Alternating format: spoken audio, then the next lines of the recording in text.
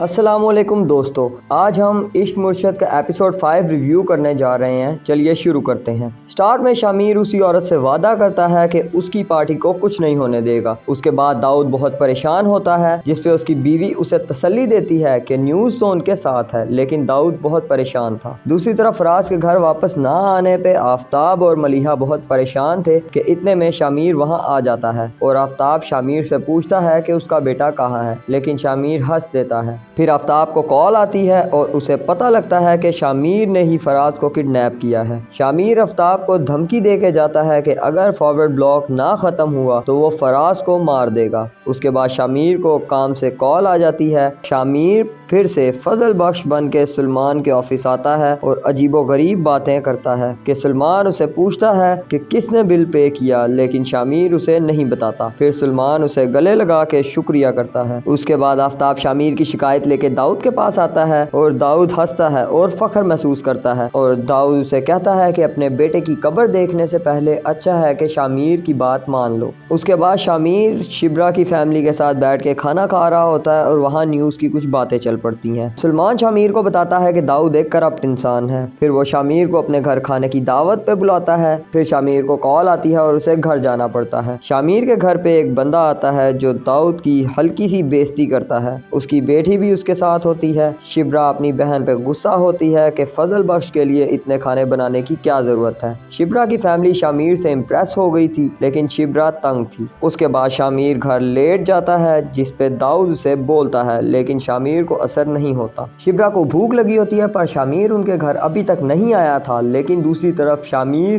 ہارون اور اس کی بیٹی کے ساتھ بیٹھ کے کھانا کھا رہا ہوتا ہے۔ وہاں پہ ہارون شامیر سے کچھ سوال کرتا ہے، جس پہ شامیر اچھے سے جواب دیتا ہے۔ شبرا کے گھر سب شامیر کا ویٹ کرتے کرتے پریشان ہو رہے ہوتے ہیں اور شامیر اپنے گھر مہمان سے باتیں کر رہا ہوتا ہے۔